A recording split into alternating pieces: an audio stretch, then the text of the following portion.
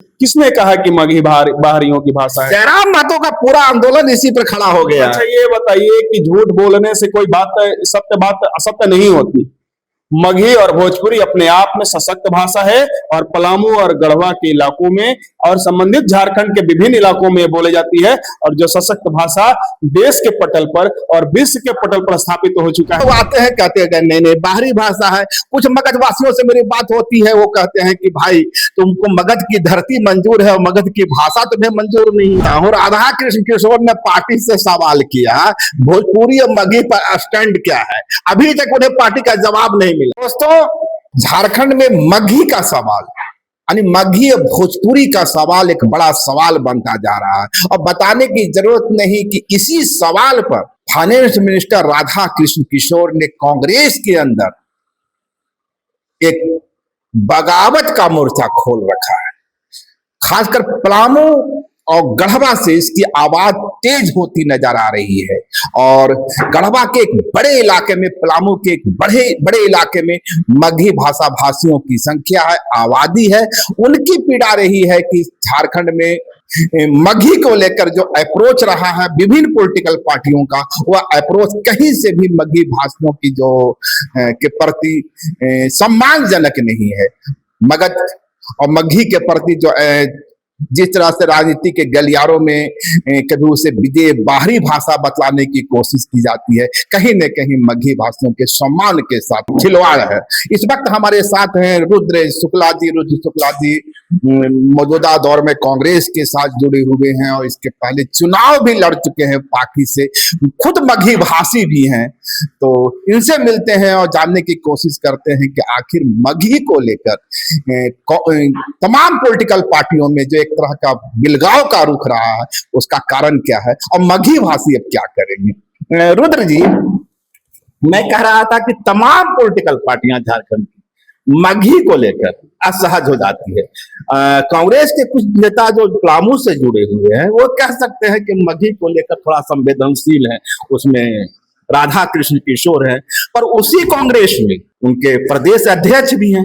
आप उनसे बात कीजिए, वो मगही को लेकर एक अलग नजरिया पेश करेंगे। आखिर मगही भाषियों के पास विकल्प क्या है? सबसे पहले तो धन्यवाद आपको कि आप मगही और भोजपुरी पर बात कर रहे हैं। मैं पलामू का बेटा हूं और पलामू कांग्रेस का बेटा पहले है, सिपाही पहले है कि पहले मगही का बेटा है? मैं पलामू का धरती का लाल हूं और पलामू की धरती ने मुझे कांग्रेस में भेजा है, तो मैं पलामू का बेटा हूं और पलामू की बात और गढ़वा की बात करता हूं, भोजपुरी और मगही की बात करता हूं। आपने कहा कि आदरणीय वित्त मंत्री महोदय ने इस पर अपनी बातें उठाई, अपने प्रदेश अध्यक्ष महोदय के बारे में भी कहा, वो संवेदनशीलता उनकी अलग तरह की दिखती है। मैं आपको बता दूं कि पलामू और गढ़वा मगही और भोजपुरी बोलता है और इस भाषा को लागू करने के लिए निरंतर पलामू के लोग और पलामू के नेता और हमारे कांग्रेस के भी लीडर प्रयासरत हैं, और मगही और भोजपुरी पर इसके पहले भी वार्ता हुई है। आदरणीय इस राज्य के मुख्यमंत्री महोदय श्री हेमंत सोरेन जी भी इस पर संज्ञान लिए हैं और उन्होंने कहा भी है कि नहीं, मगही और भोजपुरी लागू होगी, इस भाषा को लागू किया जाएगा। सोशल मीडिया पर एक क्लिप वो भी चलता है जिसमें सीएम हेमंत कहते हैं कि मगही और भोजपुरी तो डोमिनेटिंग क्लास की भाषा है, डोमिनेट करता है लोगों को। नहीं, ये वो शायद उनकी पुरानी क्लिप है, कभी उन्होंने बोला होगा। अब उस क्लिप के बारे में मुझे नहीं आइडिया है, लेकिन मुझे जहां तक जानकारी है कि मगही और भोजपुरी के लोग आदरणीय मुख्यमंत्री के आसपास भी हैं और उनसे रोज मुलाकातें होती रहती हैं मगही और भोजपुरी बोलने वाले का। और खास करके आप जानते हैं कि पलामू जिला राजनीतिक रूप से सशक्त है, पॉलिटिकल राजधानी पलामू को कहा जाता है। तो जहां पॉलिटिकल राजधानी पनपता हो, जिस जगह से राजनीति का सार निकलता हो, वहां मगही और भोजपुरी बोला जाता है। और यह मगही और भोजपुरी वही नहीं, झारखंड राज्य के विभिन्न क्षेत्रों में बोला जाता है। आप कुछ धनबाद के इलाके में चले जाइए, साहबगंज के इलाके में चले जाइए, बोकारो के इलाके में चले जाइए, बहुत ऐसा जगह है। इसलिए तो कहा जाता है कि मगही बाहरियों की भाषा है। नहीं, ये किसने कहा कि मगही बाहरियों की भाषा है? जयराम महतो का पूरा आंदोलन इसी पर खड़ा हो गया। अच्छा, ये बताइए कि झूठ बोलने से कोई बात असत्य नहीं होती। मगही और भोजपुरी अपने आप में सशक्त भाषा है और पलामू और गढ़वा के इलाकों में और संबंधित झारखंड के विभिन्न इलाकों में बोली जाती है। और जो सशक्त भाषा देश के पटल पर और विश्व के पटल पर स्थापित हो चुका है, उसे आप भ्रामक कैसे बता सकते हैं? मैं जान रहा हूँ मगध का एक अपना इतिहास रहा है, मगही का एक अपना सांस्कृतिक पहचान रही है, मैं इससे इनकार नहीं कर रहा हूँ। मैं तो ये बात कर रहा हूँ कि पलामू को आप कहते हैं कि पॉलिटिकल कैपिटल है झारखंड का, उस पॉलिटिकल कैपिटल की भाषा को इस पॉलिटिकल कैपिटल में जगह नहीं मिलती है। नहीं, ऐसी कोई बात नहीं है। आप भी मगही बोलने वाले हैं और यहाँ और भी लोग मगही बोलने वाले हैं। हमारे पूर्व वित्त मंत्री आदरणीय हमारे श्रद्धेय गार्जियन रामेश्वर राव जी भी मगही बोलते हैं। ऐसा रामेश्वर राव भी मगही बोलने वाले हैं? जी बिल्कुल बोलते हैं। ऐसा कहा है? ये बड़ा खुलासा कर रहे हैं। हाँ, बड़ा खुलासा हम कर रहे हैं। वो भी बोलते हैं, ऐसा नहीं है। झारखंड में मगही और भोजपुरी पलामू और गढ़वा में ही सिर्फ थोड़ी बोली जाती है। और ये भाषा पलामू गढ़वा में क्यों, मैं बताता हूँ, कोडरमा में, बरही में, तिलैया में, चतरा में, ये तमाम इलाके हैं उसी में बोली जाती है। अब इधर कुछ लोग आते हैं कहते हैं नहीं नहीं बाहरी भाषा है। कुछ मगध वासियों से मेरी बात होती है, वो कहते हैं कि भाई तुमको मगध की धरती मंजूर है और मगध की भाषा तुम्हें मंजूर नहीं। जो बोलते हैं या तो वो राजनीतिक भाषा का उपयोग कर रहे हैं, वो भ्रामक या फिर भ्रामक जिंदगी जी रहे हैं। मुझे जो जानकारी है, राज्य के आदरणीय मुखिया आदरणीय हेमंत सोरेन जी ने भी इस पर संज्ञान लिया है और मगही और भोजपुरी को लागू करने के लिए वो भी तत्परता से काम कर रहे हैं। आपने आदरणीय वर्तमान वित्त मंत्री श्री राधा कृष्ण किशोर जी के बारे में बोला, उन्होंने भी बोला है इस पर। मेरा व्यक्तिगत रूप से मैंने भी सोशल मीडिया के माध्यम से इस बात पर आदरणीय मुख्यमंत्री महोदय को अवगत कराया है। तो लगातार ये बातें हो रही है। हाँ, ये एक बात जरूर है, पलामू उलगुलान की धरती है, आंदोलन की धरती है। अगर मगही और भोजपुरी लागू नहीं होता है तो पलामू उलगुलान और आंदोलन करने में कहीं पीछे नहीं। उलगुलान कीजिएगा, ये बताइए कि कांग्रेस में राधा कृष्ण किशोर को माइनस कर दिया जाए। कोई एक ऐसा चेहरा है कांग्रेस में जो आके कहता हो आपकी तरह कि हाँ मैं पहले मगही का बेटा हूं, मैं पहले पलामू का बेटा हूं, पहले मगही मेरी जुबान है।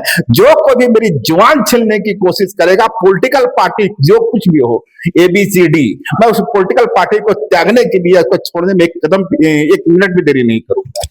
आपने ये कैसे समझ लिया है कांग्रेस इस पर मुखर नहीं है?